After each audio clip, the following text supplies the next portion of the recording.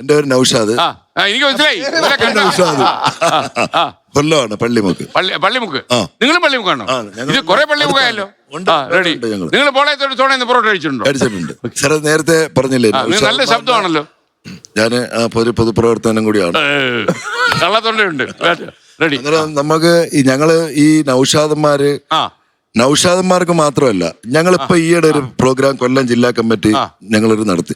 അതായത് വർക്കല ശിവഗിരിയിലേക്കുള്ള യാത്രയില് ഭക്തര് ഈ വെയിലത്ത് നടക്കുകയാണ്. അന്നേരം ഞങ്ങളുടെ മനസ്സിലൊരു കാര്യം ഒന്ന് ഓർത്ത്, അന്നേരം അവർക്ക് വേണ്ടുന്ന അതുപോലെ ദാഹജലങ്ങള്, അതായത് ഇളനീര് പോലുള്ള അന്നേരം നമുക്കിപ്പോ എന്ന് പറഞ്ഞാൽ നൗഷാദന്മാർക്ക് ഈ പറയുന്നതിന്റെ കാര്യം എന്ന് പറഞ്ഞു കഴിഞ്ഞാൽ നൗഷാദന്മാർക്ക് മാത്രമല്ല, നമ്മൾ പൊതുവായിട്ട് ഡൊണേഷൻ മാത്രം അങ്ങനെ ഞങ്ങള് അത് പത്രങ്ങളിലും TV മാധ്യമങ്ങളിലെല്ലാം വന്നിട്ടുണ്ട്. കാരണം ഞങ്ങള് അതിന് ഒരുപാട് പ്രശംസ. അറിയോ, ഈ കേരളത്തിലുള്ള പ്രശ്നം എന്ന് വെച്ചാല് ഒരു പേര് വന്നാൽ പെട്ടെന്ന് അയാളുടെ ജാതിയുടെ വാല് കണ്ടുപിടിക്കും. അതെ അതല്ല, ഞാൻ തന്നെ എന്നെ പ്രേക്ഷകർ വെല്ലുവിളിച്ചു.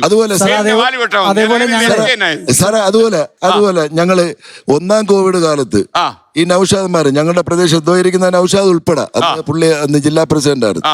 അതായത് മരിച്ച് ഈ മരണത്തിൽ കൊണ്ടുപോയി കുഴിയിൽ വെക്കുന്നതിന് പോലും ആളുകളില്ലാത്ത സന്ദർഭം.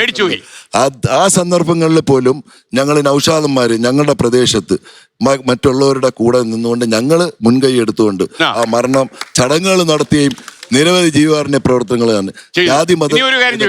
അങ്ങയുടെ അലിയാർ സാറിനെ അറിയാമോ? ഏത് അലിയാർ സാറ്? സിനിമയിലൊക്കെ അഭിനയിക്കുന്ന ശബ്ദത്തിന്റെ ഗാംഭീര്യമുള്ള ഒരു മനുഷ്യൻ. കേട്ടിട്ടുണ്ട്. സാറിന്റെ ഇളയ അനിയൻ വല്ലതും ആണോ? ശബ്ദമൊക്കെ ഉണ്ട് അതുപോലെ.